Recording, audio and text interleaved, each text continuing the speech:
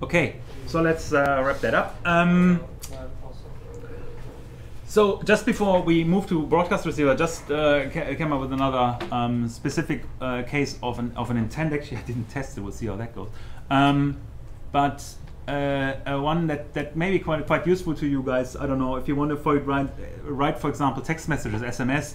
That's a typical example where you need to use a put extra body, right? So we have like an URI, which is SMS2. We have an action, which is action sent to in this particular case.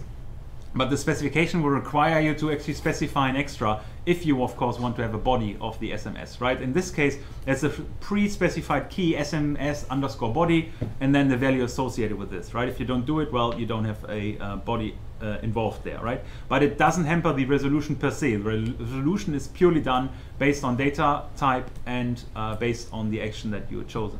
And here's, of course, the correct check for resolution that I should have done for all other cases as well. So let's see if that, and it should bring up the Messenger app, hopefully. And it actually does, right? So we see the phone number specified here and some the payload captured there as well. So it actually works.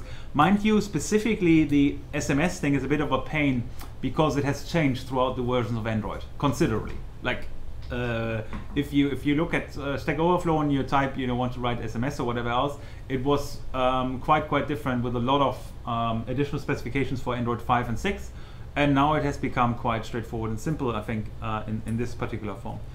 So bear in mind, some intent specifications have changed over time as well.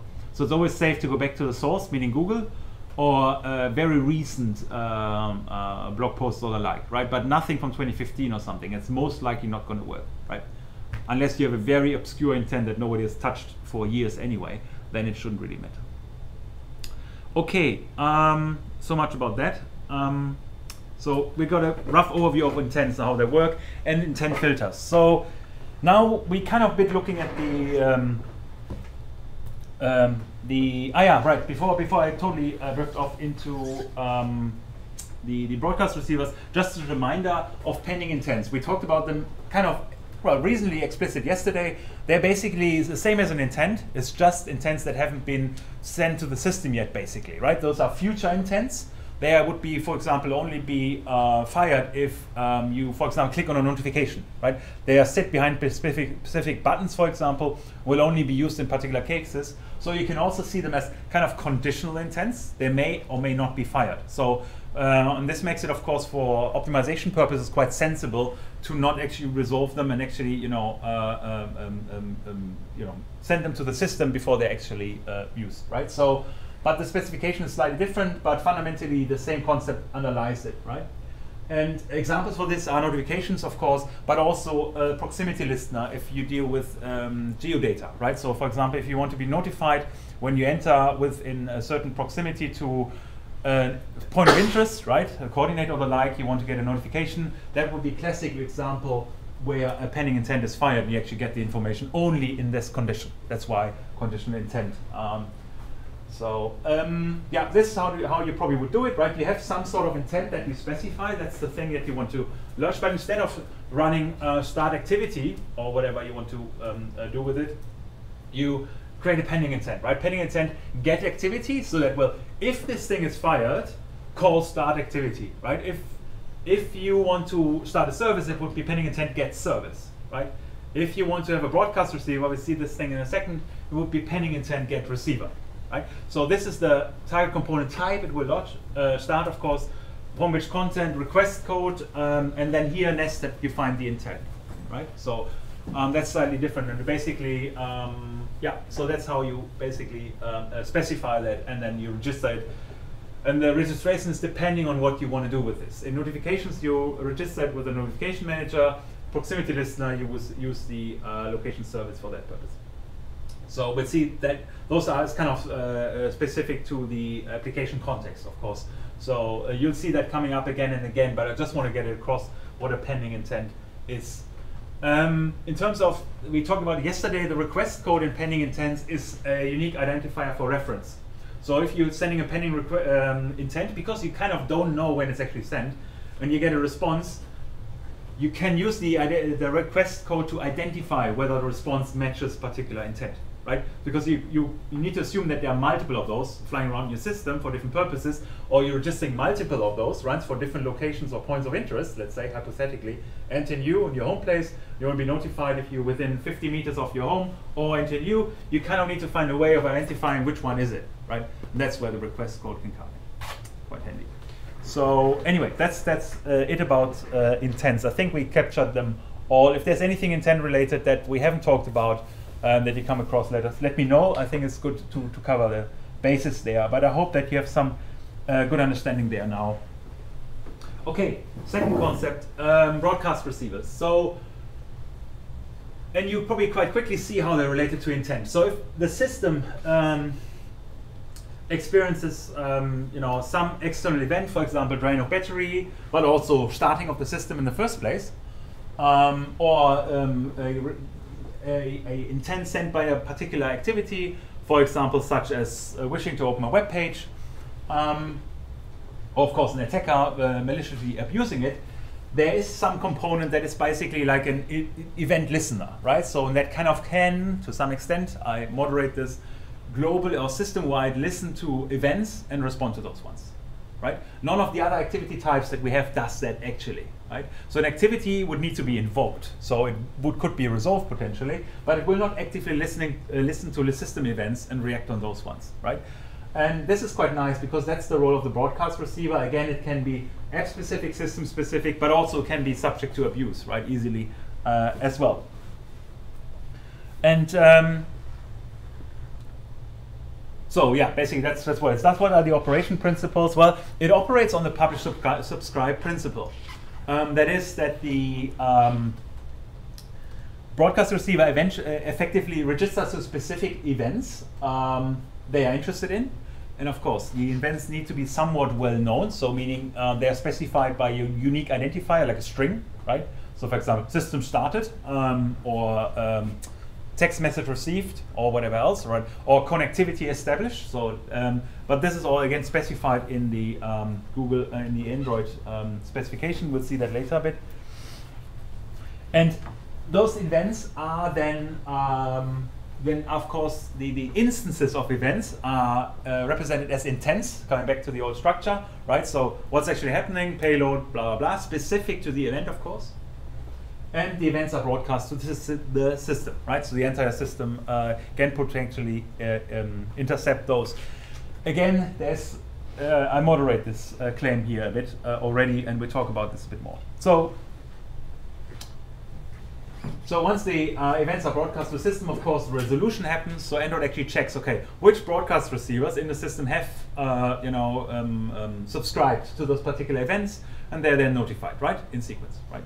So the sequence is not specified. You can do that, however. We talk about this in a bit. And then you have they're super simple, basically. The only thing they have is an on-receive method. And that's basically where they receive the intent, and you can do stuff with it. That's it. Yeah. So, cool. So, right, so that's basically the basic operation. Would you right now, knowing your background and the operation behavior of Android, would you potentially see challenges or problems with this? Or what could be potential challenges with broadcast receivers?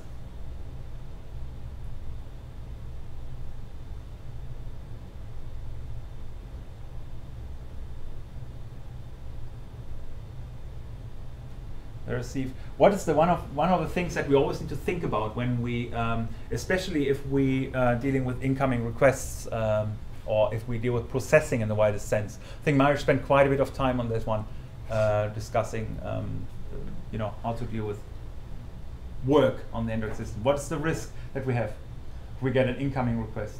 And we do, for example, we get a system. Okay, example, our broadcast receiver is listening to the system started event, or I think it's boot complete event. So it basically tells, oh, Android has been booted completely. So basically after you restart your phone, and your system or your application is retrieving all your email, right? So as a response to that one, right, the latest email. What's the problem with this, or what could be a potential problem? Resources. In how far? Resources consumes too much. What resource? Energy. Yeah. Processing power. Yeah, and why is that a problem in Android? limited in devices. That's right. So that's the hardware side, but also on the software side, we have a problem there, right? What is our problem there? Can we block? Can we block execution for extended periods?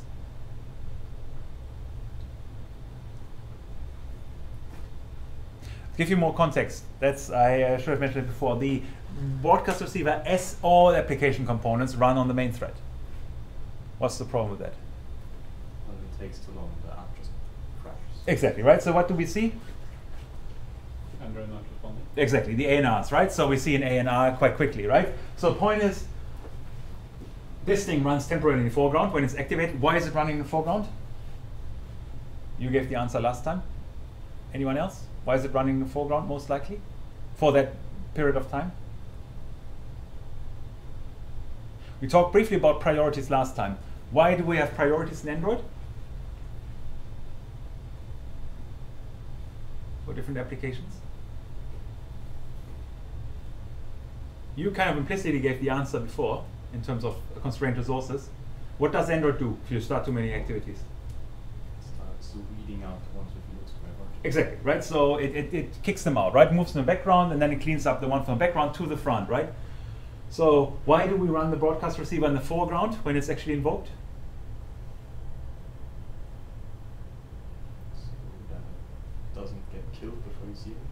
To have quasi-atomic execution, right? So because you want to avoid that the broadcast receiver is doing some important stuff and is interrupted in that process, right? Which you simply can't control because that's OS problems, right? The operating system intervenes and you wouldn't be able to override it. But if it's running with high priority, it's extremely, well, it's close to practically impossible that Android will clean that broadcast receiver up, right?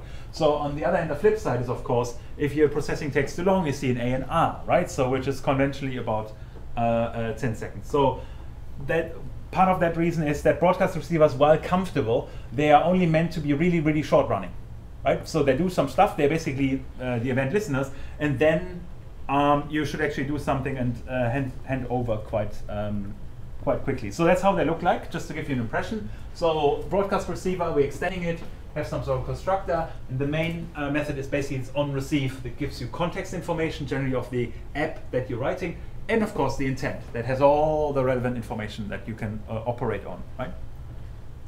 So that's quite straightforward. So yeah. Right, so before we look into the resolutions to those problems, but you appreciate them already,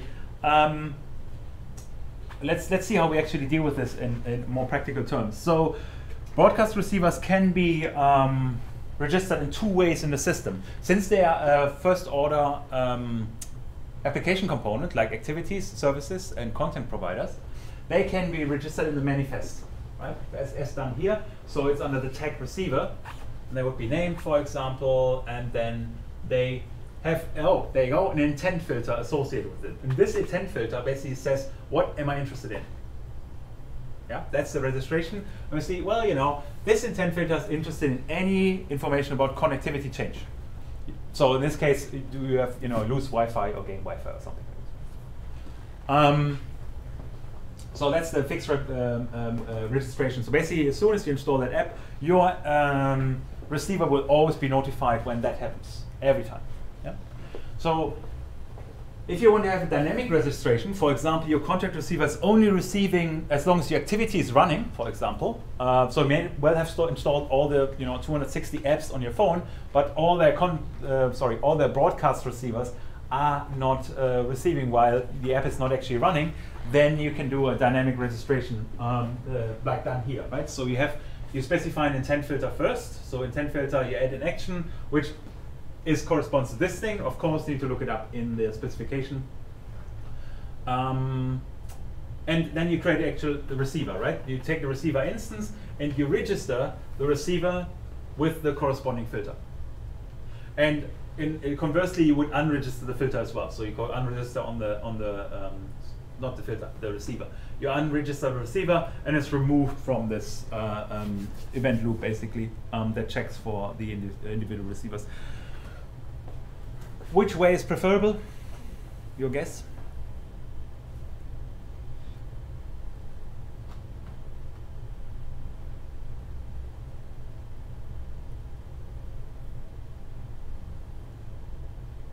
Static, dynamic?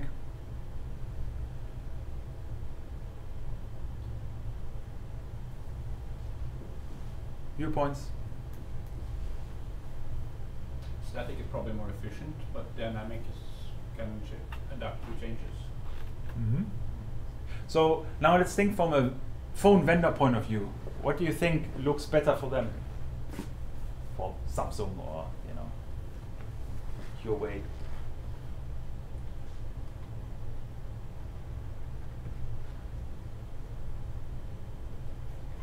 Well, in the beginning, most people did like this, right? Using the static specification as a first order component, because it is anyway. But it turns out it actually can be quite a performance drag, right? Because you're basically registering all those filters at all times. They're basically persistently on your phone. And people have started to go slightly beyond the anticipated 20 apps that people run your phone, but actually go more hundreds or 200s, right? And if people start statically registering all the broadcast receivers, just imagine as a system event how many checks actually need to be done before, you know, it's determining that the receiver is to be called or not to be called or whatever else, right? So the idea is to shift where possible towards dynamic registration simply for performance reasons. Yeah? Well, of course, I can imagine that the registration is more efficient. In execution terms, this one is the more preferable ones, because if you cleanly unregister your receiver at the end of an activity, well, you know, it's not to be checked if the system event happens the next time, right? It's just so that it's so globally embedded in the global system event loop, basically, that it has kind of a strong influence on system performance, or had a strong influence on system performance. So if you use them, preferably go for the dynamic one. I mean, we will not punish you either way, but as from best practice point of view, you are encouraged to go down this route as well. And you can register them, of course, from activities, from services, and whatever else, right? So there's no real constraint in doing that. But if you really think you need them statically, meaning at all times, of course, then there's the pathway. But if you just want to listen to some extent while something is running, then it's a pathway. For example, you could have a broadcast receiver it's associated with a service, right? When you start up the service initially, you register a broadcast receiver, and from then on it listens, for example. And you may not unregister it afterwards, but it should only start up once you, for example, have started the service in the first place, because you're interested in its persistent operation, right? So there are multiple strategies of how to go about. If we're looking at the manifest specification, there are multiple ways, of course, of parameterizing the behavior. We saw that before for content providers and for services as well. Should this thing run at boot time, for example? Of course, that only applies to static registration of broadcast receivers. Is it enabled in the first place, and so on? Exported means, can it be accessed from outside my application, right? Can only my application use that broadcast receiver, or is it exposed to others? You saw this in integral schema, that a broadcast receiver are also an attack vector in your system, right? Because there could be a third-party app that explicitly tries to, poke broadcast receivers or known problematic implementation of broadcast receivers to bring down your system, to get access to system resources, who knows, right? So, so this is a good security feature to think about when you have especially statically registered broadcast receivers. Rest is like how they're labeled internally, named, and so on. Permissions involved with them, and if they're what the name of the process would be. So a lot of that kind of stuff that we saw as well. That's largely consistent with what the other application components have as well. A little bit more limited. So for example, services are much richer in the specification. So I already highlighted some challenges in terms of running broadcast receivers. So they run on the main thread, and they have high priority once receiving, for the very reason that you want to have quasi-atomic execution, right? So, so what are potential pathways for long-running behavior then? What do you think? Any ideas? You know a few concepts, or in fact, you know nearly all the concepts that are relevant for dealing with this. What would be a pathway? Services, right? So that was the obvious one that we discussed. So if you have something that's running longer, running in the background, So meaning it doesn't occupy real estate on the screen, for example, and it's just persistently running.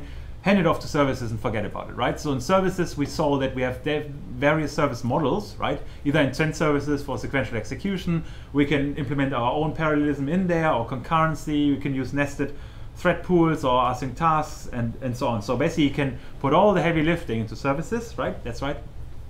What other pathway could we have?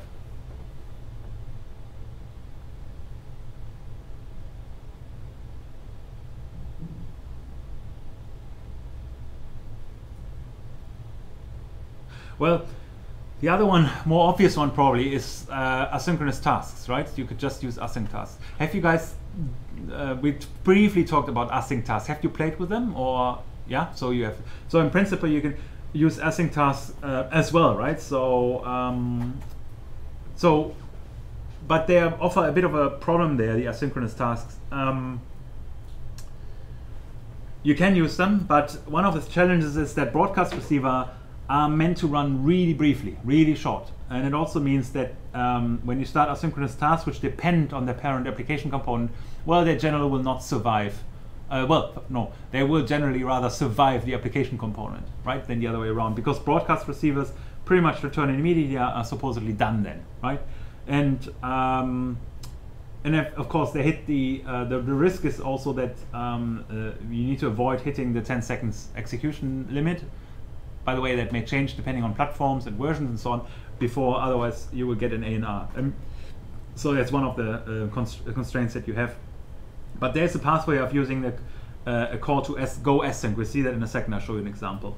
The other pathway is, of course, services, as you mentioned before, right? So just hand off the intent to services and do something. So basically, you just are a beautified event lister for services, but nothing else. And that's really the spirit in which receivers should be seen. So here's an async example. So if you have something more long running, right? So you have this broadcast receiver and you have the onReceive method, receive the intent. You can go asynchronous by calling async, and it returns a pending result, which basically makes the broadcast receiver prevents the broadcast receiver from exiting prematurely. So basically it waits until you call pending result.finish. So you can do anything you like in there, of course, minding the 10 seconds limit. And once you call pending result finish, then it will actually terminate the entire broadcast receiver. So you still have an opportunity to deal with the result, right? So you can access the pending result and hand that over to something else. That's generally useful for rather short running tasks, but that requires some sort of execution. At least that's a safer way of dealing with the unpredictability of input, right? So, but generally handing it over to a service is the way to go. So showing you some functionality I think is sensible. So that was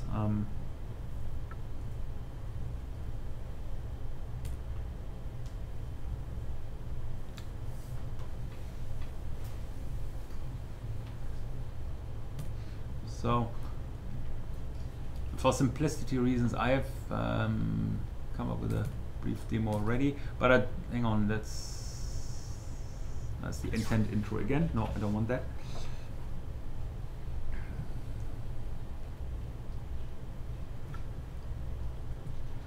So let's just briefly focus on that one.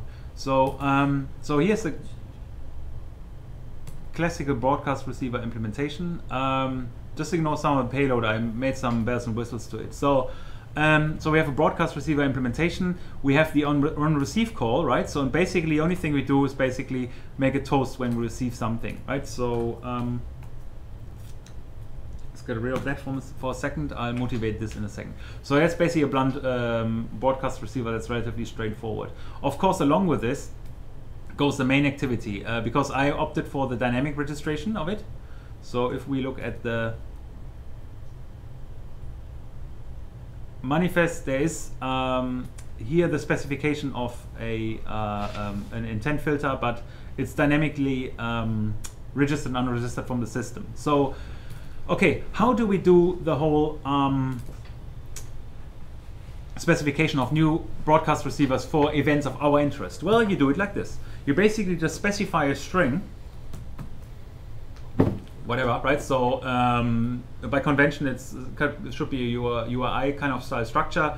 For example, enter a new mobile and then a particular action. You name it generally by your application namespace that you have, right, or package names, right? And give this make it some sort of constant and use this thing, and then you can just use this as a hook for eventing, for sending events, and of course for receiving events as well, right? So you're free to specify outside of the Android specification as well, but you can of course use them as well. But since we're now rather defining what events we are looking for, this is the pathway chosen here. So there's a receiver reference right now, just ignore that stuff. So down here we see there's an instantiation of my receiver. Again, this is my receiver. It's super straightforward. It barely, the only thing it actually does is to show the event information, a toast that indicates that an event has been received or event instance has been received. So you create an instance, you will create an intent filter.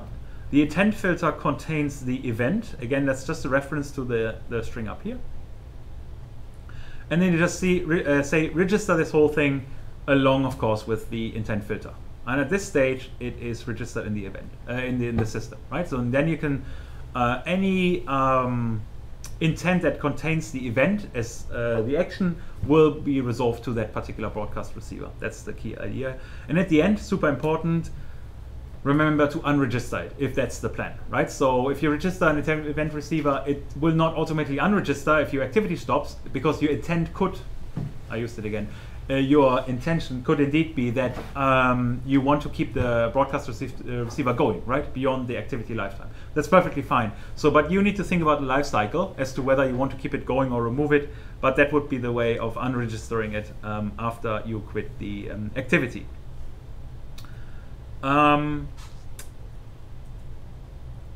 Yes, so just for the sake of it, I'll motivate the rest of the boilerplate that's in here in a second. I just bring up the application, see if that actually runs.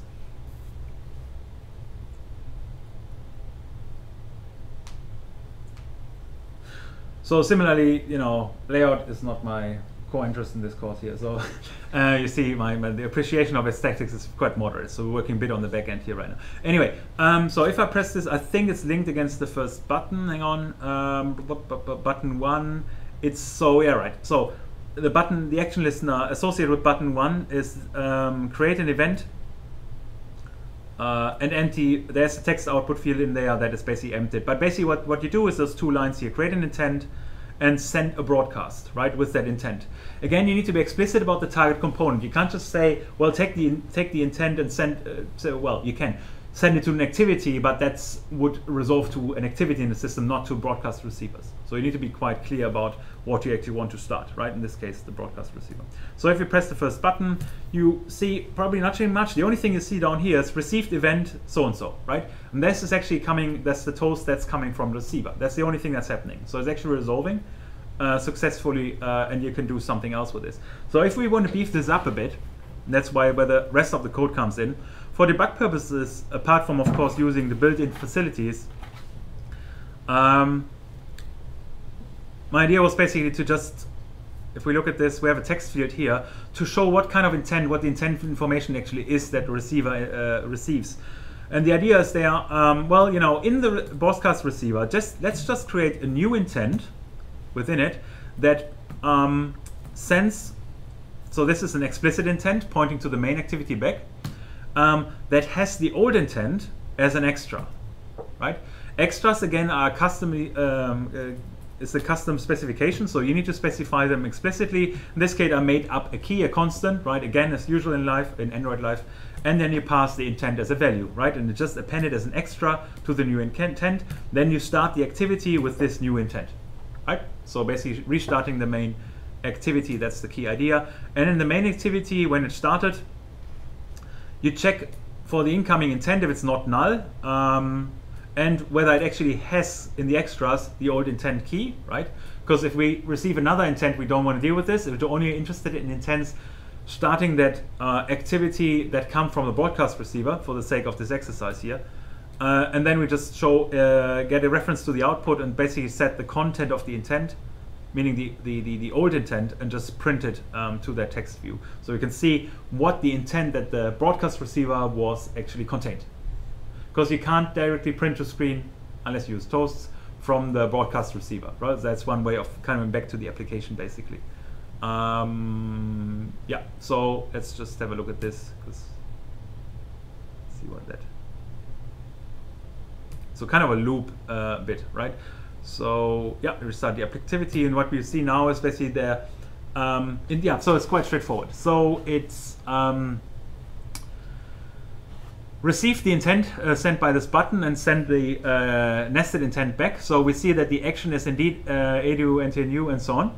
Example action, and it has a flag 010. I'm not sure what this flag is. Did we specify the flag in the? No, we didn't. So it'll be interesting to see what that kind of flag actually means. But well, fundamentally, that is kind of a simple example of, we need to look it up in the constants. But it's basically a simple example to show how you could interact or use the receiver, right? So you can immediately redirect it to some other service or activity, do something with this, display it on the screen. The only way of interacting directly with the user, or UI rather, is using toasts, right? So you don't have UI components you can reference or anything like that. If you want to do UI stuff more extensively, you could create notifications, of course, one way of doing it, like as seen yesterday, and of course linking it back to an activity. Other than that, the default approach would be to handing it back to a service for longer execution. So relatively straightforward concept, I think, but I think it gives you a bit of an appreciation of how you can use it for your own purposes if you want to have some sort of event listener across the entire app, or of course listen to system events as well. We look at some of them in a bit. Some considerations for using broadcast receivers. So for debugging purposes, if you want to actually see the log resolution in Logcat, consider the flag debug log resolution. It's quite helpful. Of course, it applies to any intent, but specifically for broadcast receivers, it's helpful. The foreground priority of the receiver can be controlled to some extent using the foreground flag, that you can elevate the priority even higher. So we have foreground processes, we have visible processes. I need to check. I was under the impression it runs already with foreground priority. Yeah. So but from a security point of view, much more important is to be know which intents to use when. So especially when you have sensitive information that you want to pass along, passwords, email addresses, things like that, it is probably quite sensible to use explicit intents, where you actually resolve the target activity, meaning a known target activity. Because if you have implicit intents, well, there could be any dodgy third-party application that could potentially resolve, or that the intent could potentially resolve to, and suddenly you have the trouble of actually having passed your information to another activity. So that's kind of the limits or challenges of the openness of the Android ecosystem, where you actually can communicate across different applications and not necessarily constrained only to yours, right? So you need to bear that in mind to some extent. Right. Also be mindful, the kind of no-go that I did just now, when starting activities, you never know how long it takes, because the queue of the operating system may just be quite full and actually take some time and be blocking when it's about starting activities, because simply as does the broadcast receiver, so does the activity. Both of them run in the main thread. So if the broadcast receiver is running in main thread and this one is blocking because there's some other activity to be started first or whatever else, then your broadcast receiver will actually be blocking, and you hit an ANR and you're in trouble. So hand those activities off to asynchronous tasks, or even better to services in this particular. So long-running tasks is kind of the evil that you need to be dealing with, other than just showing some toast or something. That's not painful for that purpose. Cool. Yeah. The other thing, if you want to use system level notifications or events, be mindful that you can actually receive them. And that's where it boils down to what my moderation point in the earlier stages. So in earlier times, when the broadcast receiver was fresh and Android was reasonably new, you pretty much could intercept any system level notification, right? So it's really cool because you could really listen to the kind of intent traffic or noise that's going on in your system and react to it. So you could imagine relatively complex interactions, but for multiple reasons this has been limited in especially in Android 8 onwards. And one of the key reasons is of course security, but also efficiency, because with increasing number of applications you have increasing number of intents, and of course increasing number of system level intents that Android uses internally as well for its own purposes. So it would become quite expensive, but also risky to expose all that to user space applications, right? So they're limited the extent to which you can actually intercept the system level intents. It's a bit of a pity there. So so it limits the use to of implicit broadcasts, meaning a broadcast that only have the event posted, or the action rather specified, but not explicitly point to the broadcast receiver. But what you can still use is, for example, you can listen to boot completed. That means, okay, when an Android device is started, you can expect that you receive a broadcast a notification in your broadcast receiver when you change your time zone. Okay, when you change your alarm in the clock. When you have a new outgoing call, you can listen to that one in your broadcast receiver and do something on this. You can attach to the get an event reminder notification as well, and everything related to media. So if you add a new SD card or external storage in the system, you can get notification similarly when it is removed as well. That's quite sensible anyway. If your app, for example, relies on external media, it's probably quite good to know whether something has been ejected or not, for the sake of avoiding not graceful behavior or exceptions or the like. So I put the URL out here. I'll just briefly bring it up. So there's a bit of a limitations in modern times, but still a worthwhile utility, at least for your own purpose, but also I think for interacting with the system directly. So you can find them all here in broadcast exceptions. Those are still available, so it's quite a bit more. For example, if your carrier configuration changes as well, so if you have a new telephone provider, that would be indicated as well. If an account is removed, if a package is cleared and so on, device owner changed, event reminder, we saw that. SMS received, that's as well still accessible, so you can actually listening to incoming text messages. You see how dangerous this gets there, right? So you can actually do quite interesting stuff. In fact, you can, we had done that in the past, I'm not sure it still would work nowadays, but in principle you can actually receive and send text messages without the user noticing, right? You can actually have an event listener listening to the text message, suppress the notification, and then consume this and send a text message out again. Because you can send binary text messages out that are not user visible, so that's kind of system messages kind of thing, but they actually work as well. And in Android you technically have access to those ones. In Apple they're suppressed, so you wouldn't be able to do that as a service. So that's quite neat. So you can do nasty stuff. For example, notify someone else about your current GPS location, right, by SMS without the user actually noticing it, right? If you have some creepy apps of that nature, in principle you can still get those. Of course, your apps need to have the necessary permissions, right, for sending SMS and for getting your GPS location, right? If you have control on that one, there's of course still a way of, you can prevent it, of course. But in principle, once it's installed, it may just operate silently, and actually you wouldn't really know what's going on. So that's a quite neat way of dealing with this. Cool. Yes, yeah, cool. Common intents. I will, no, those slides are already linked anyway, and the links are all in there. So if you want to browse and reflect on some of the broadcasts or the intents that are available, the structure of them, then do that and follow the Android specification in doing this.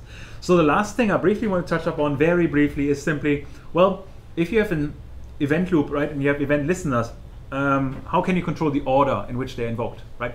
I mentioned before you can have multiple broadcast receivers and multiple intent filters as well, but you may want to be able to control the order in which they're actually invoked, because there may be a dependency between those ones, right? So, and you can control that to some extent as well. So you don't leave it to the operating system. By default, it's left to the operating system, but if you want to control it, you can do that explicitly. So if you just say send broadcast, it's basically the assumption is that there's a concurrent receipt of the broadcast by all registered broadcast receivers, potentially, right? So they could be invoked at the same time.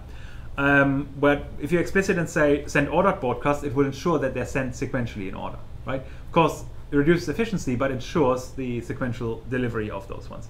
And to indicate priority, you would need to do that explicitly, for example, here shown in the manifest by using the intent filter priority attribute to indicate which one has the higher priority, basically, right? So if you have multiple broadcasts, that would be the way to go. But that's the only thing I wanted to, the last word I want to lose about this aspect. I'm not sure if you make extensive use of them, but I think it's worthwhile exploring them, playing with them. It's really nice, neat feature. I like them kind of conceptually a lot, how useful they are, however. But it's good to know for you, you know, what you can do in principle with Androids. So here, again, some links to resources, more across the slides. You saw, for example, links to the data types, but they're basically just sections of those two URLs. Those are the most important ones, focusing on intents and intent filters in particular. Okay, quite a bit of talk on my side. Questions on your side? Did everyone get the gist of what it's about? No, but you know, not much magic really, but it's kind of really integral components, gluing together the components, and you kind of should. So I want to go beyond saying, hey, here's Android, what can you do with Android, what can you invoke in Android, but rather say, hey, those are flexible components that you can use actively in your applications as well for communication between your activities, your services, content providers, and so on, right? Use those intents, because Android is kind of really loosely coupled. You specify new actions if you like, or new events if you like, right? So try to use that loosely coupled nature and explore that a bit. Doesn't necessarily need to be linked to system functionality, can be within app functionality. So that's really rich, which is kind of really nice in Android and quite well solved. And also see if you can use your applications to invoke external functionality, right? So start a browser website. It's one intent away. It's absolute no-brainer. If you have a URL and you want to have some sort of display functionality for the user, that is a very straightforward call with based on intents, right? And it's super adaptive to the user's specific Android environment. Well, if there are no more questions, then I'll leave it at this for this session. I want to remind you, tomorrow there will be a lab session. I think, suspecting that you are avidly attending this session here, the last remaining 10, you probably attend the lab session tomorrow as well, and I think it's very worthwhile. Tomorrow, Elizabeth and Martin are talking about recycler views, maybe relevant for your assignments, of course, or the labs rather, and of course for your assignments later on. So I encourage you to attend those as well, because they give you very practical insights of how to use them in your environment. So please, if you can attend this one, will be, I think, at 2 o'clock in A255. Is that correct? 10 o'clock. Sorry. Yeah, exactly. 10 o'clock. I'm confusing with something else. 10 o'clock in 255. So have a look there and pop in, and it will be good to have some attendance there, because it's a great opportunity, right? So, and it relieves them also later on when you guys actually figure out, damn, I don't know what it is, I need to use it. How can I do it, right? So it would be really nice for them to kind of give you an early heads up, and for you, of course, to learn it early as well. Cool. Well, thank you very much indeed for your attention.